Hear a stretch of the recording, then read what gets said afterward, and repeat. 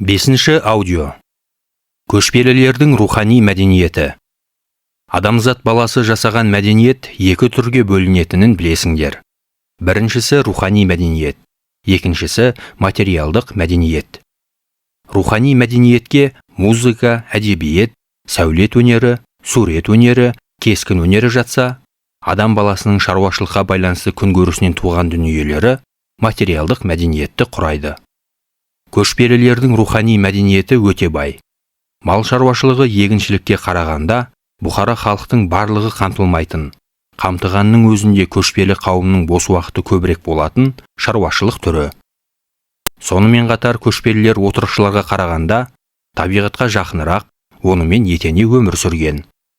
Көшпелілерде табиғатқа негізделген дүниетаным, ақын-жандылық, қиялшылдық, түптеп келгенде шығармашылық пен ойлау жүйесі қатты дамыды. Қазақ мәдениеті өзінің негізгі тіні, өзегі, тұрпаты жағынан көшпелі мәдениеттің үлгісінде жасалған өркениет. Қазақ мәдениетінде отырықшы өркениеттің үлгілері аз болған жоқ.